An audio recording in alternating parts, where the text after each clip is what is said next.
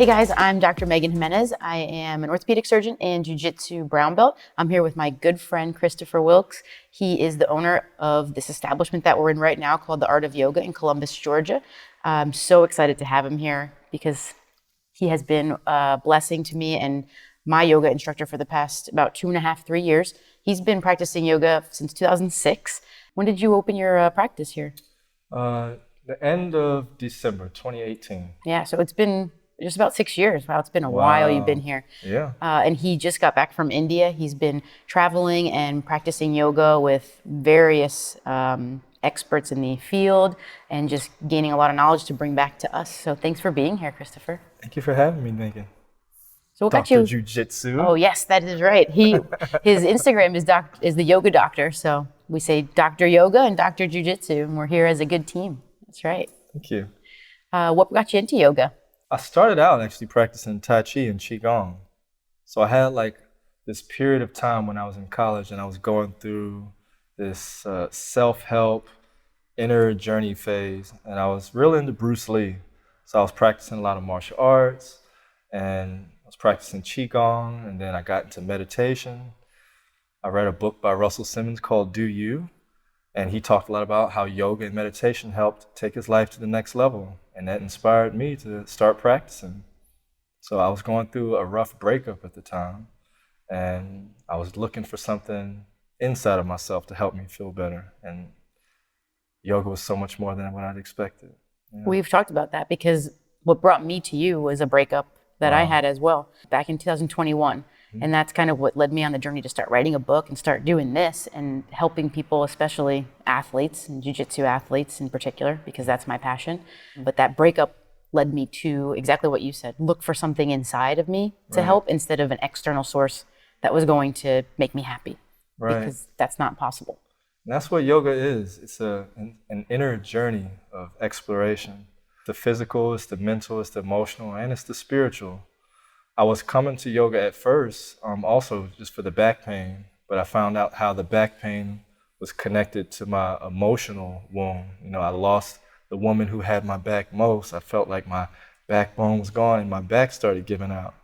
So then I found, that place of peace and strength and balance inside of myself, and strengthened my back and strengthened my resolve. And what brought you to open this studio?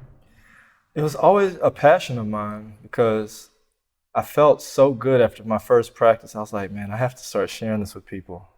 like people need to know how good this feels.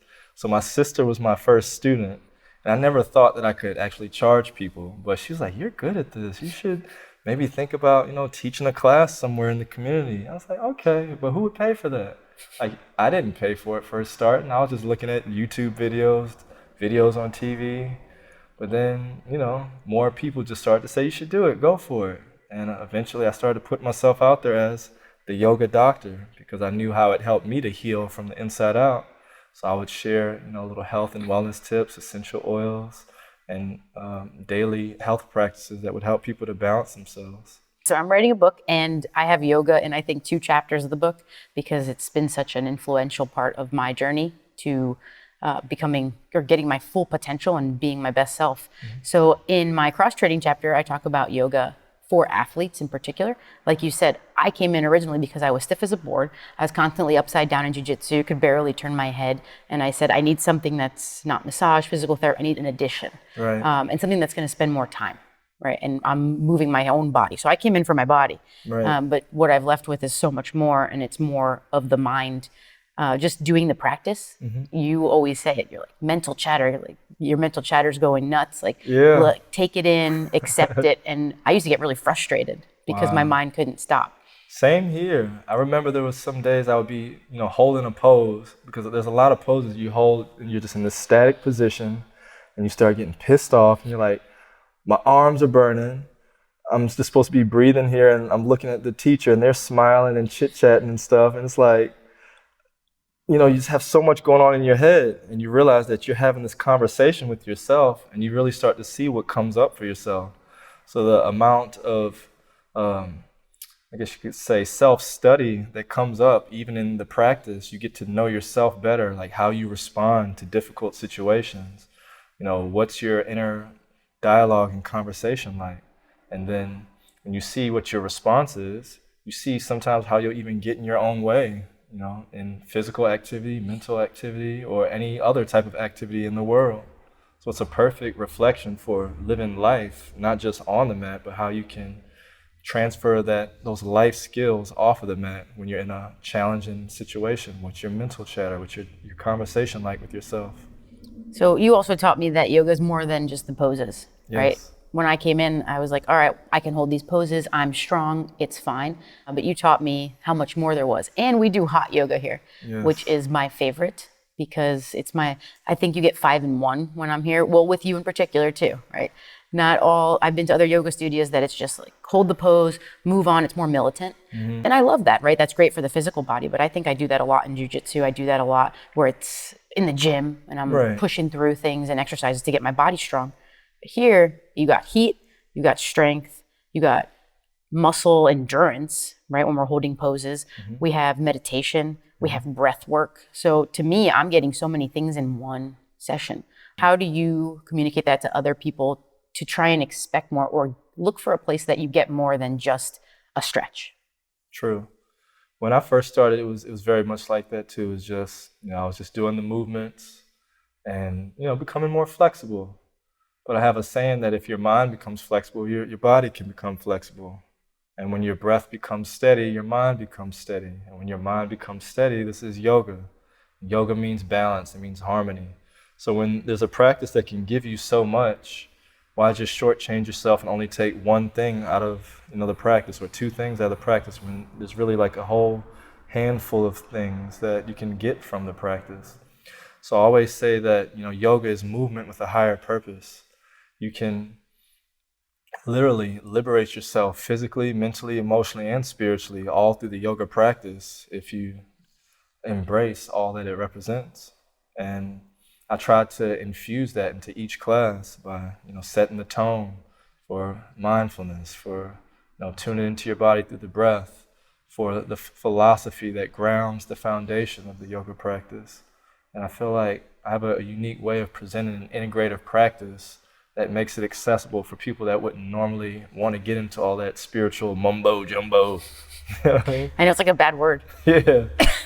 But I think more people are opening up to it nowadays because, not to bash church or religion or anything. It's just, I just feel like people are becoming more spiritual because they just want more. They want to find that inner journey of happiness without having to go somewhere else or without having to take some substance or, go pay half of your paycheck or whatever. You know what I mean? Yeah, Yeah. I agree. And it is becoming more, I guess, trendy, more of a thing. Yeah. Because people are realizing especially there's a lot of autoimmune diseases on the rise. There's so many issues happening with the body that are more than mental health. Right. But then they always come back to your mental health and your mindset. I think this is super important to help people on physical and mental journeys.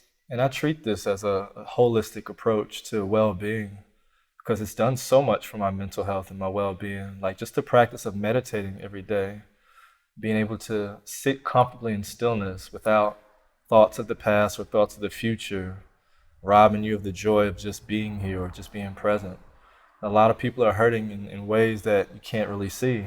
And that's what it was for me. I found yoga again also when I was going through a divorce. And it took a lot of forgiveness inside of myself that I had to cultivate in order to get over that heartbreak and to release, things that were holding me blocked in my heart center and things that were keeping me up at night in my mind. So it's a complete practice of self-transformation if you allow it to be and if you allow yourself to travel down that rabbit hole. You brought up meditation and you said you can stay present without worrying about the past and the future. Right. But I know myself, I know a lot of people, we sit to meditate and immediately get pretty frustrated because the thoughts just come right in. So how do you meditate? What do you recommend people do? Even 10 minutes to me sometimes seems like forever. No, seriously. And that's normal because it wasn't always easy for me to just be able to sit still comfortably. And there's still days that I have thoughts that come and go. It's not that you're trying to just stop all thoughts, but you're allowing yourself the time and the space to settle in and sit still. I like to think of it as like a snow globe. You shake it up, and when it first starts, all the thoughts are swirling around like the snow globe. But over time, as you let it sit still, you just see everything start to slowly fall to the bottom. And it comes with time. It doesn't happen in your first meditation, your second, or your third. But there's also some simple techniques, such as just following the breath. The breath is the only thing that's always happening right now. So, thoughts are past or future, but what's happening right now, always constantly, is the heart's beating and the breath is flowing in and out. So if you're able to use the breath as an anchor or an awareness tool, just by following the breath in and out, that's one of the easiest things I would recommend for beginners that are trying to cultivate a meditation practice. Do you use any guidance or music when you meditate? When I first started meditation, I did guided meditations with Deepak Chopra.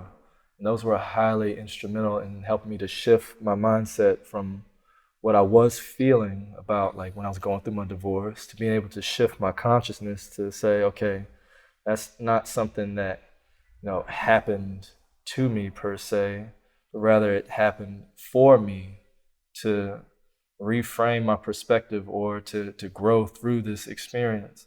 So when you can reshape how you experience something, that's really the only thing that you can do about something that's happened.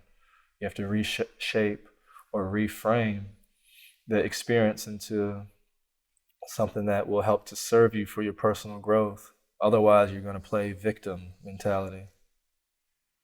So transitioning a little bit to athletes, Yes. How do you think yoga can help athletes of any sport? I mean, my sport is Jiu-Jitsu, and that was the main reason that I found you for that avenue, because there is research to show increased flexibility and balance, which obviously great things for Jiu-Jitsu, even if you don't know what Jiu-Jitsu is, and you just think of people rolling around or wrestling. Those two things are pretty important. So not just that sport, but any sport. How would you promote it? What would you say to athletes to tell them to come in? For athletes, I would say it's a perfect prophylactic for injuries. I mean, it will help to prevent injuries in the long run. So whatever sport, whatever you do, it'll strengthen your range of motion around all of your joints. It'll strengthen you mentally, especially like in a hot yoga class where you're in the heat of the moment and you're having to dig deeper and you're having to breathe and you're having to focus.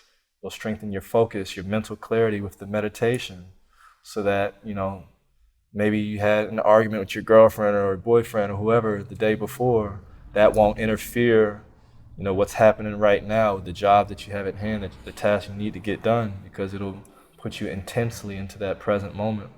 Your breath control, I can't stress the breath. The breath really is the key to so many things, whether it's unlocking your flexibility or ascending and transcending to deeper states of meditation. Your breath, or even just regulating your body temperature. I'm sure you've done some stuff with the cold plunges and the cold baths. The breath is the key. I have. And the breath is the key to not freezing to death and not passing out when you're in a hot class. Learning how to regulate your energy through your breath. Or not panicking. The breath is the panic that sends you out of the tank, out of the cold tank, or out of the class. Yes. And I've seen it happen in class too. True. The heat, I think, sends people running because they're not breathing.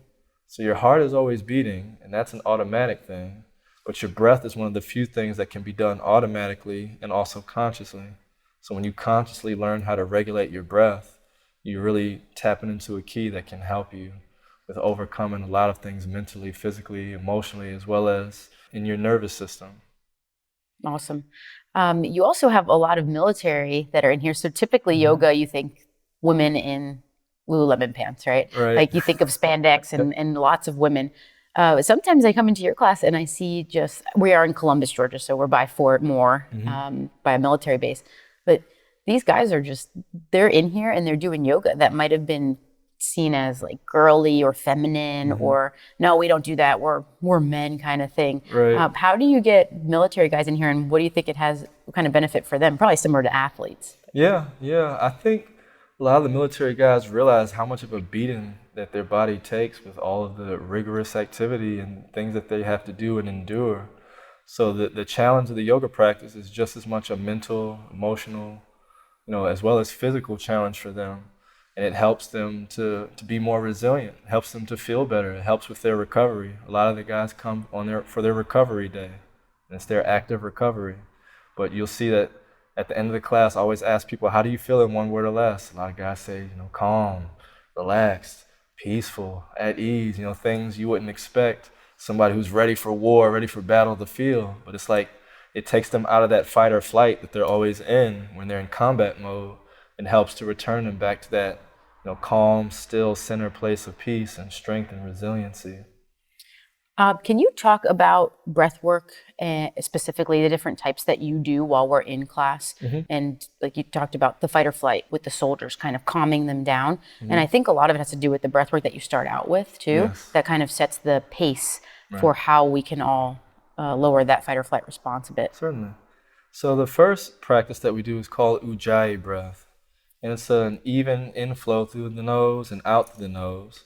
But what you do is you stimulate your parasympathetic nervous system by making a sound like over the back of the throat as you breathe in and as you breathe out. And what's the parasympathetic nervous system? So that's the part of your nervous system that's rest, digest, relax, repair yourself. Versus the fight or flight, which is the opposite. Fight or flight, ready for battle, go to war, adrenaline's pumping. So when you set the tone, you immediately start to feel relaxed. If you've ever felt stressed out, what's one of the first things you do without anyone telling you? You go, and big you make sigh that breath. sound. Yeah. And you can literally feel a wave of relief flow through your body as you're sighing out. So I set the tone for calming and balancing and centering through that initial breath practice. Now, if we're going to do something that's more energetic, more fiery, we want to build up more heat, we'll do what's called breath of fire. So that's more like,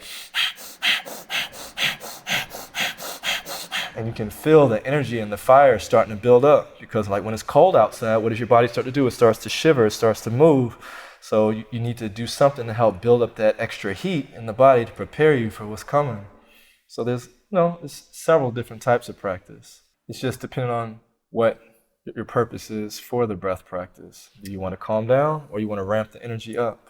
Can you talk about the calming one again, how people can do it at home? Like how you would teach people, maybe they're listening to the podcast and not watching. How would you teach somebody to do that? They're in a stressful situation right now and they want to practice. Certainly. So if you're ever in a stressful situation or you have a moment to yourself, we can step away. I always say, if you have a moment to step away, you can always say, excuse me, I need to go to the restroom.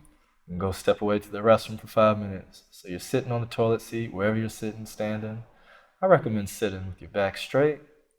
You would come to a comfortable seated position. Allow your eyes to gently close. And just simply first bring your awareness to your breath. And just notice how your breath is at this present moment.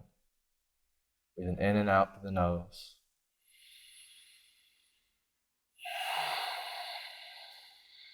Once you notice how your breath is at this present moment, begin to consciously lengthen your inhale and lengthen your exhale, making the inhalation just as long as the exhalation.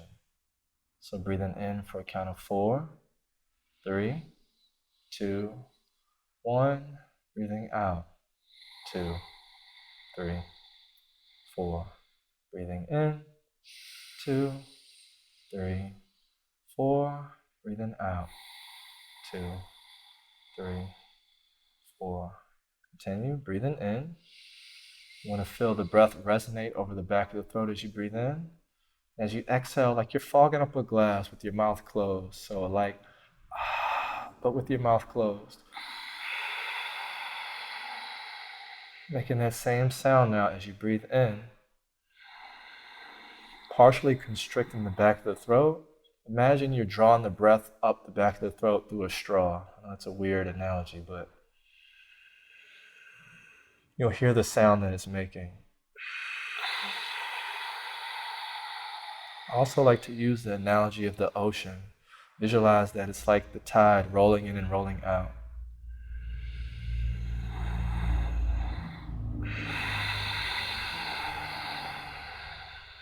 Or for all my Star Wars fans, I like to say, imagine you're Darth Vader breathing.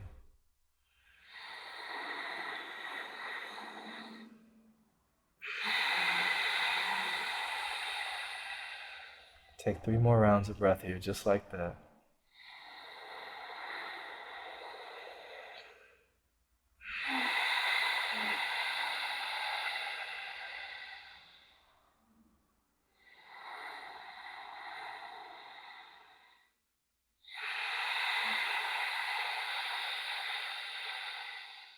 Last time.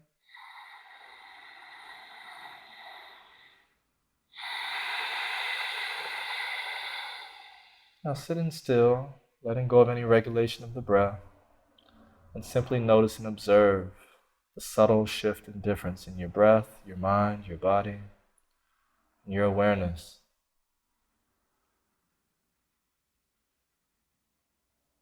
Noticing how the breath is more at ease, more relaxed. Noticing how the body is more at ease, more relaxed. Then whenever you're ready, allow the eyes to gently open. Now it's just a couple moments of breath, conscious breath. How do you feel after that, Dr. Jiu-Jitsu? Pretty calm. So just imagine a whole class of, consciously regulating your breath. You literally get high on the breath, high on Awesome. life. All right, so breath is one of the big components that you really stress, which I love, because you're always telling us when to breathe. Otherwise, our body goes into automatic pilot. In addition to the breath work, we talk about your style of yoga, one of the styles being Kundalini. I say that right? Kundalini? Kundalini. Can you explain what that is? Because I hear that word a lot, but I don't really know what it is. So Kundalini, the word kundu means like a spiral or coiled up energy. So your Kundalini energy is said to sit at the base of your spine in your sacrum. So it's called the sacrum because it has roots in the word sacred, and that's a sacred energy. So that sacred energy is laying dormant at the base of your spine. Dormant in the sense like a seed is dormant until you plant it and you give it the right conditions for that growth, for that energy to spiral upwards. So if you've ever planted anything in the garden, you'll see that when you plant it, it's there, you don't see anything happening, but you water it, you add the sunshine, the light energy, and eventually a little leaf starts to spiral up. So it's the same thing with your energy. You have this seed of potential that's within you. And once you start to awaken or activate that energy with the light of your consciousness, with your breath work, with your intention, that energy will begin to spiral up. And it's a healing energy that you can use to create. It's like sexual energy. You can use it to create a child, or you can use it to create the life of your dreams. So you can literally transmute and draw this energy up your spine from earth, as it's called, in the lower energy centers, to heaven in the higher energy centers. So you're learning this journey of drawing your energy up so that you can use it for healing, for manifesting, for creating whatever it is that you want to create in this world. What are the actual poses called? Poses in the yoga practice are called asanas. So when you're practicing the physical movements, those are different asanas. So like this right here, this is a seat, and then we call this an asana. Your asana is where you sit. So in the sense, you want to be able to sit or hold any asana, any pose, with a comfortable, steady breath.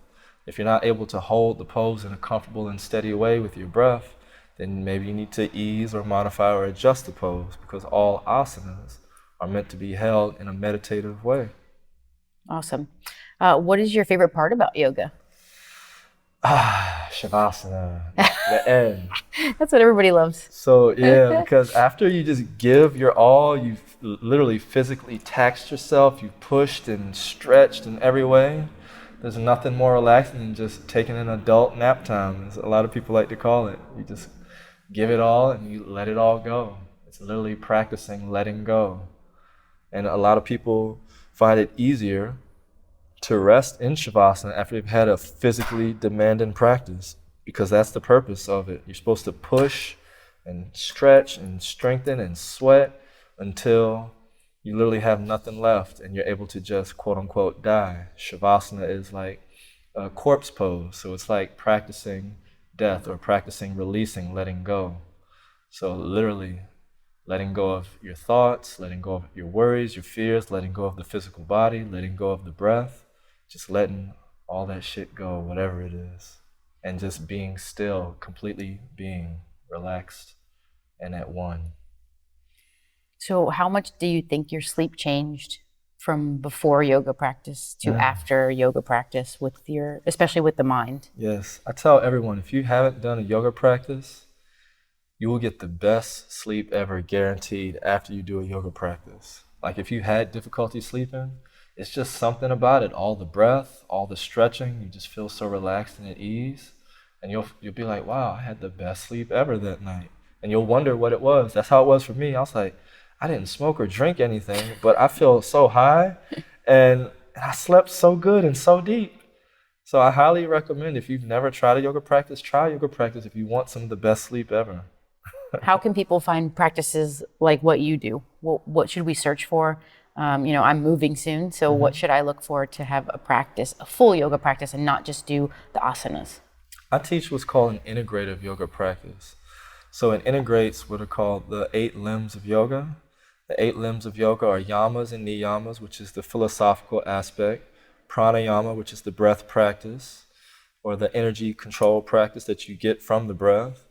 And then there's asana, which is the actual physical movements. There's also meditation, concentration, and focus that's cultivated within that practice, which leads you ultimately to just being able to experience that oneness. So it's a journey. Some people say that that's the Ashtanga path or Raja Yoga path, which means 8-limbed path. So anybody that practices an Ashtanga yoga practice or a Raja yoga practice, ideally would be leading you on that journey towards, getting a full integrative practice. But if you ever see a practice called integrative yoga practice, you can know that you're going to get more than just asana.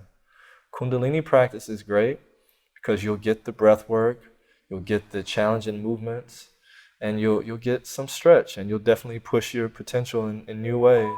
So Kundalini practice or integrative yoga practice, I feel like those are some of your best bets for really challenging and pushing yourself to get a complete, well-rounded experience in a yoga class. Are many people using hot yoga when they do the integrative yoga? Not necessarily.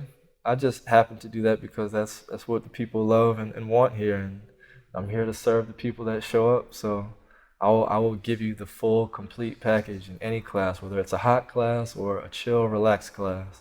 I always try to deliver that complete package of everything that yoga represents: the healing, the stretching, the balancing, the strengthening, the meditativeness.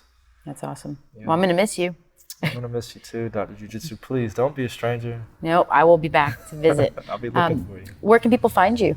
You can find me on Instagram at The Yoga Doctor, or you can follow our yoga studio page at Art of Yoga Columbus GA on both Facebook and Instagram. Yeah, Columbus, Georgia. So we're about 2 hours south of Atlanta. Yep. And the big military base here. So anybody coming through with the Army, definitely come check out Christopher and get a good stretch and a good mental workout. Thank you so much. All right, thanks again. Jiu-Jitsu. Namaste. Stay. That just means the light, the spirit, the energy in me honors that same light, spirit, and energy in you.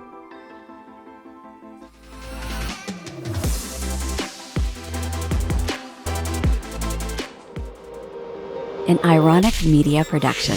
Visit us at ironickmedia.com.